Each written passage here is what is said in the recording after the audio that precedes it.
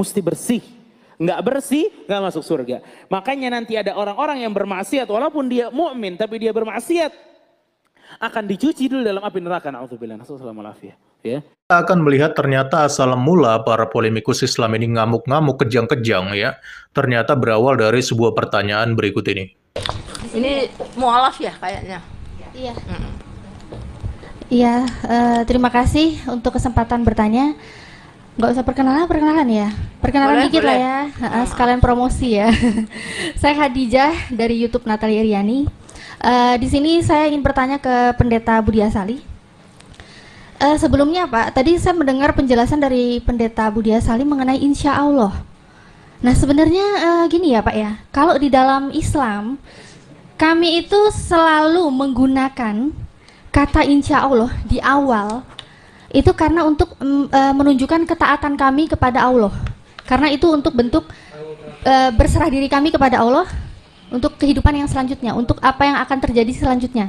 Tapi kami tidak bukannya gini ya, kami bukanlah orang yang ragu-ragu akan masuk surga atau tidak. Karena semua itu sudah Allah janjikan di dalam surat Al-Baqarah ayat 25. Di situ Allah menjanjikan surga dan diberikan kepada orang-orang yang beriman itu kekal di dalamnya. Nah, justru malah di surat Al-Mulk ya ayat 8 sampai 10 di situ juga ada kehidupan yang kekal, tapi kekal untuk orang-orang kafir di neraka. Nah, jadi sebenarnya sudah sangat terjawab ya. Tapi di sini saya ingin bertanya kepada Pak Pendeta, kenapa Pak Pendeta Budi Asali ini tadi menanyakan, mengklaim, bukan menanyakan lagi ya, mengklaim bahwa orang Islam ini masih ragu-ragu masuk surga dengan perkataan ada kata insya Allah di depannya, mengucapkan insya Allah masuk surga. Padahal sebenarnya itu nggak usah apa ya, nggak usah kaget. Bisa tolong dibukakan Cici Jesslyn?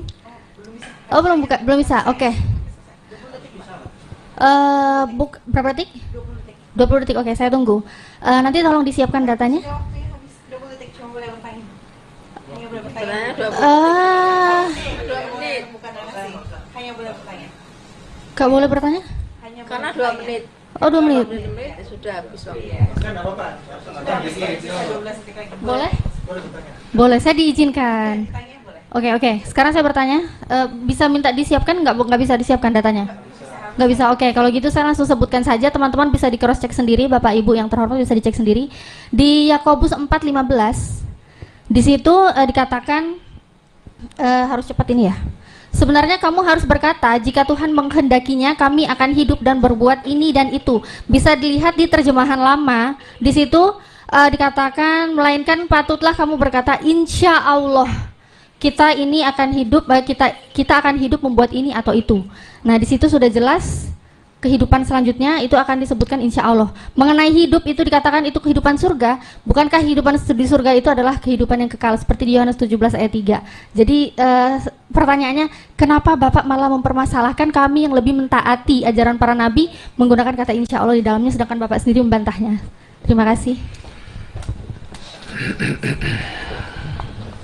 Nah, jadi semua kericuhan pada waktu debat itu dipicu dari pertanyaan si mualaf ini yang kemudian dijawab oleh Pendeta Budi Asali ya seperti berikut ini. Yang insya Allah dalam Alkitab kan sudah saya jelaskan. Saudara tadi tidak mendengar atau gimana? Itu tidak ada urusannya dengan keselamatan. Saya sudah menjelaskan itu, saya tidak akan menjelaskan ulang. Lihat videonya saja kalau mau. Ya, lalu saya mungkin sekitar 6 bulan yang lalu atau lebih saya mulai main TikTok ya. Dan dari bermain TikTok itu saya mendapatkan banyak teman yang murtadin. Dan mereka semua mengatakan bahwa di dalam agama mereka yang lama tidak ada kepastian keselamatan. Tadi yang benar saudara atau mereka gitu loh. Nah, mereka tidak ada keyakinan keselamatan. Lalu mereka juga berkata bahwa kalau selamat selamat, tapi masuk neraka dulu.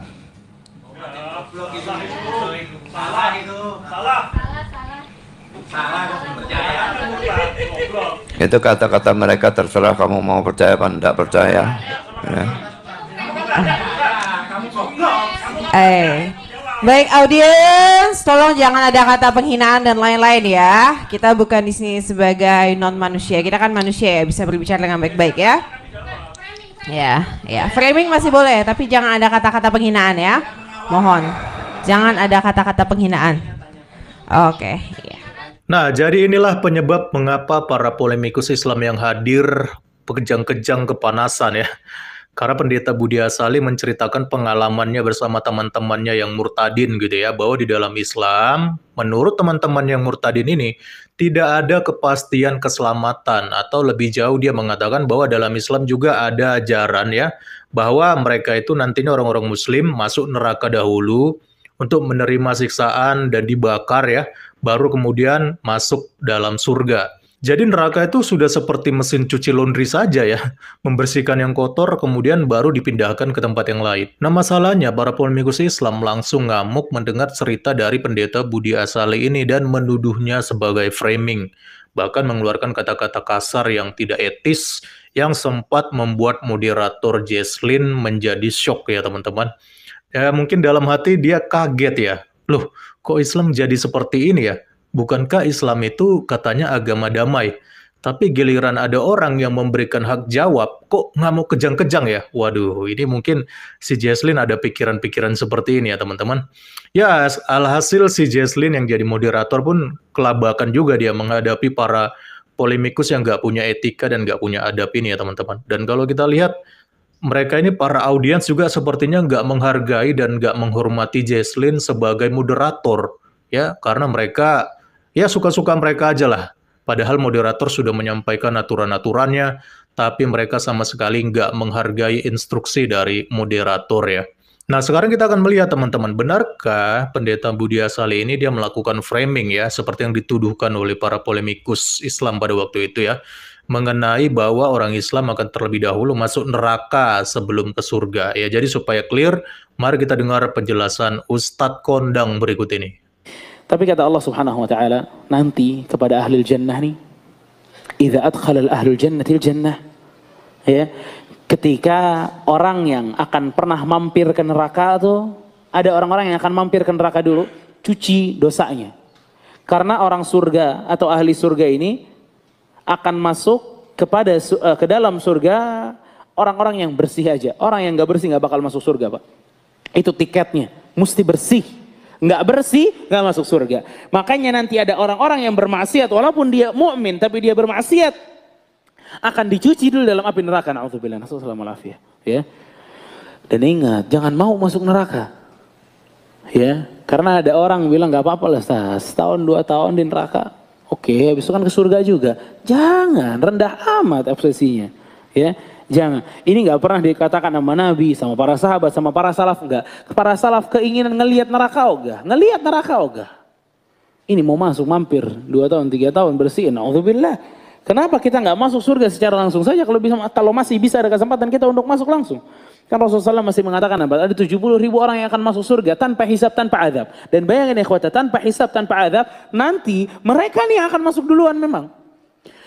Surga nanti setelah selesai semuanya, orang akan diganjar oleh surga oleh Allah Subhanahu wa taala, pintu surga tertutup, nggak ada yang terbuka, satu pun pintu nggak ada yang terbuka. Sampai semuanya udah kumpul, ada satu orang yang datang kepada penjaga surga mengatakan, "Bukakan pintu surga." Maka dia mengatakan, "Siapa kamu?" Lalu ia katakan dengan penuh ketawaduan, nggak ada kesombongan, "Aku Muhammad." Lihat akhwata. Nggak nyebut saya Rasulnya Allah, saya Nabinya Allah, tapi saya Muhammad Sallallahu Alaihi Wasallam. Apa kata Ridwan para malaikat penjaga surga? Ma umirtu an aftah illa bik. Atau kama qala, aku tidak pernah diperintahkan buka pintu surga kecuali untuk dirimu, kata Ridwan. Allahu Akbar. Ini passwordnya tuh Rasul yang buka. Begitu dikatakan Rasulullah, maka dibukakan pintu surga. Orang yang masuk pertama kali ke dalam surga adalah Rasul SAW, dan umat pertama kali yang akan masuk ke dalam surga adalah umat Muhammad SAW. Ya Allah. Mudah-mudahan kita dimasukkan surga oleh Allah Subhanahu wa taala. Nah, dari penjelasan Ustadz ini, sekarang kita mengerti bahwa memang ada konsep dalam ajaran Islam bahwa setiap muslim akan melewati neraka terlebih dahulu untuk disucikan dosa-dosanya. Jadi mereka akan menerima sisaan tergantung seberapa besar dosa-dosa mereka. Ya walaupun di sisi lain si Ustadz ini juga menambahkan kalau Allah SWT itu juga Maha Pengampun ya. Ya tapi tetap saja kan tidak ada kepastian apakah seorang muslim itu langsung ke surga atau disucikan terlebih dahulu di api neraka ya. Karena itu kan hak prerogatifnya Tuhan ya, hak prerogatifnya Allah SWT lah kalau dalam perspektif mereka. Ya jadi setiap manusia kan pada dasarnya berdosa, kan nggak ada manusia yang tidak berdosa. Jadi mau nggak mau apa yang dikatakan oleh pendeta Budi Asali bahwa nanti orang-orang muslim akan melewati neraka terlebih dahulu untuk dibakar, disiksa, dan dihapus dosa-dosanya baru kemudian masuk surga, itu tidak sepenuhnya salah karena memang ada dalilnya, bahkan Ustadz tadi juga sudah menyampaikannya. Nah sekarang kita akan uji berdasarkan perspektif agama Kristen. Ya, di dalam Kristen yang namanya surga atau neraka itu kan sifatnya kekal ya. Kekal itu kata lainnya adalah permanen dan menurut KBBI itu bisa berarti tetap, tidak berubah dan juga selama-lamanya. Itulah definisi dari kekal. Jadi kekal bukanlah sesuatu yang sifatnya temporer atau sementara karena jelas di dalam konsep ajaran apapun yang namanya kehidupan setelah kematian itu sifatnya kekal. Jadi kalau namanya kekal tidak berubah-ubah dan juga tetap artinya tidak mungkin ada yang namanya pindah-pindah. Jadi ketika kita sudah di neraka ya udah kita kekal di neraka dan kalau kita sudah di surga kita akan kekal di surga tidak berubah tetap dan selama-lamanya. Itulah namanya kehidupan kekal ya karena kekekalan itu tidak bersifat sementara tetapi tetap untuk selama-lamanya. Jadi agak lucu ya kalau dikatakan kekal tapi masih bisa berubah-ubah sebentar di neraka kemudian dipindah di surga. Ini tentu tidak sesuai dengan definisi daripada kekal itu sendiri. Jadi pilihannya ada di tangan kita, saudara-saudara. Di dalam Yohanes 17 ayat 3 dikatakan, inilah hidup yang kekal itu, yaitu bahwa mereka mengenal Engkau satu-satunya Allah yang benar, dan mengenal Yesus Kristus yang telah Engkau utus. Jadi kalau saudara ingin hidup kekal yang sejati, percayalah kepada Kristus Yesus. Karena di dalam Yesus Kristuslah akhirnya kita mengenal Allah yang benar dan yang sejati, yang menjanjikan keselamatan kekal, bukan keselamatan palsu. Dan tanpa Yesus Kristus, manusia tidak akan pernah mengenal Allah yang benar dan akan tersesat di dalam keselamatan yang palsu. Nah, jadi itu dia videonya teman-teman ya. Kita sudah menonton di beberapa waktu yang lalu tentang video yang dimana terjadi kericuhan ya antara para polemikus dengan Pendeta Budi Asali, yang dimana Pendeta Budi Asali memberikan jawaban terkait kepastian keselamatan, dimana Pendeta Budi Asali pada saat itu dia mengatakan bahwa ada para murtadin yang mengatakan bahwa dalam keyakinan lama mereka itu tidak ada kepastian keselamatan sekalipun masuk surga tapi harus melewati neraka dulu. Nah, ketika Budi Asali menjawab demikian teman-teman, dan itu beberapa oknum ustadz memberikan kajian seperti itu bahwa nanti ada orang-orang yang harus melewati neraka ya, atau dimasukkan ke neraka, dicuci di neraka dulu. Nah, jadi sebenarnya Pendeta Budi Asali itu tidak sepenuhnya salah apa yang dia katakan, apa yang dia jawab, sekalipun dalam pertanyaan mualaf ada kata mudah-mudahan dalam Alkitab, tapi itu tidak ada hubungannya dengan keselamatan. Nah, tetapi ini yang membuat mereka marah ketika Pendeta Budi Asali memberikan jawaban bahwa di dalam keyakinan mereka tidak ada kepastian keselamatan terkait dengan pernyataan-pernyataan para murtadin selama ini teman-teman ya. Maka kalau memang tidak setuju dengan jawaban dari Pendeta Budi Asali, mesti harus kalian gugat yang namanya dalil-dalil yang mengatakan demikian, dan juga beberapa oknum ustadz ya yang memberikan kajian seperti itu. Nah teman-teman, dan biarlah kiranya apa yang kita lihat selama ini, biar itulah yang menjadi penilaian kita terhadap mereka, bagaimana kualitas mereka sebenarnya dalam dunia diskusi. Dan itulah mereka, sehingga mereka tidak mau disinggung keyakinan mereka, tidak mau agamanya disinggung. Tetapi kalau mereka mempertanyakan panjang lebar tentang Alkitab, siap-siap saja orang Kristen memberikan jawaban. Tetapi jangan sesekali pertanyakan iman mereka, karena itulah yang membuat mereka marah ketika kita mempertanyakan. Apalagi kalau kita menjelaskan iman mereka teman-teman ya, mereka tidak terima dan mereka ngamuk, marah-marah tidak jelas. Nah teman-teman, itu saja yang perlu saya sampaikan. Kiranya Tuhan Yesus memberkati kita semua. Shalom.